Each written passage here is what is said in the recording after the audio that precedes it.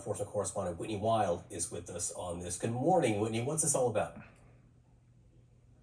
Well, John, the Oklahoma Board of Education proposal, proponents say, is more about data collection and it is not about immigration enforcement. For example, here's a quote from this proposal.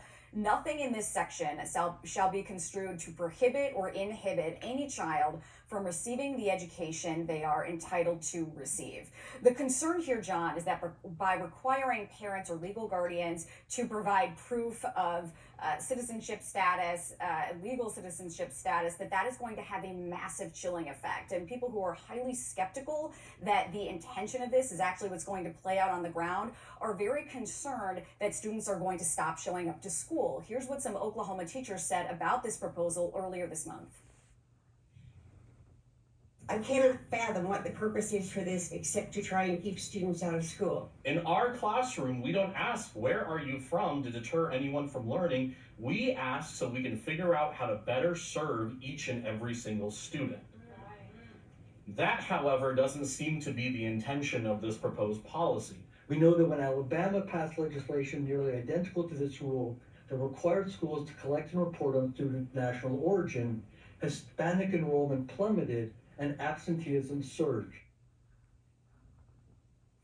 John, the proposal makes clear that the intention here is to collect this information and provide the data to the Oklahoma Board of Education without any personal identifying information. But even still, John, again, a lot of skepticism that is actually what's going to happen, especially heightened concern, John, when you consider the Trump administration has lifted a policy that effectively banned ICE from operating in schools.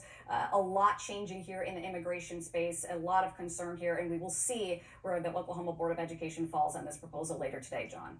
All right, that happens today. We will be watching. Whitney Wild, thank you very much. Kate? More than 100 migrants from Guatemala are now back in their home country. They were on board a U.S. military plane that landed in Guatemala City just yesterday. One of the migrants now tells CNN that he had been living in the United States for nearly 19 years. CNN's David Culver has exclusive new reporting from the tarmac when they arrived. Stepping off a commercial charter and onto Guatemala City's military tarmac, 124 migrants deported for illegally entering the U.S., now back home. They process past officials, including the country's vice president, and into a reception hall. Cookies and coffee await. One by one, they're called up to be officially documented. Now that's a change from their status in the U.S. 10 años en los Estados Unidos. She lived 10 years in the U.S. in Alabama.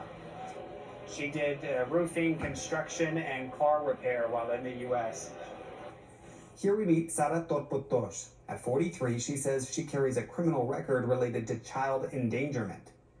She was shopping at Walmart con tu nieto, no? Sí, con mi nieto. With her grandson. And she said he didn't have a car seat, and she was pulled over as she was leaving the Walmart by a police officer in Alabama. She went to jail for 2 months and was detained for 5 more months, she says, by immigration officials in Louisiana before being sent back here. She's actually grateful, thanking God for being back. Pero tú quieres regresar a los Estados Unidos? Do you want to go back to the U.S.?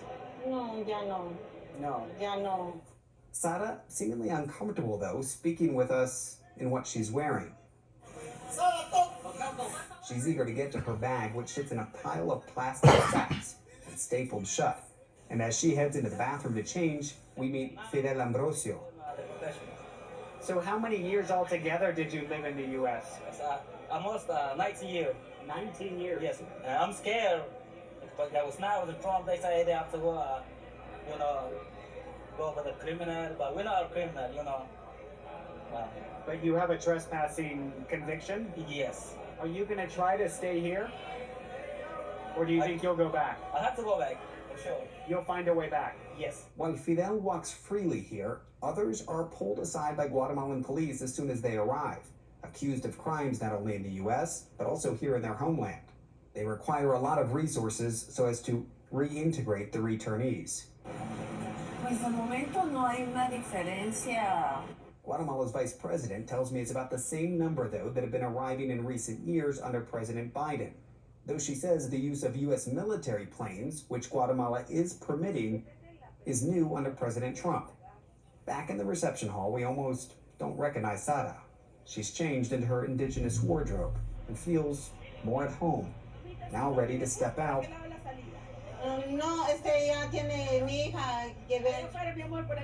and reunite with her daughter.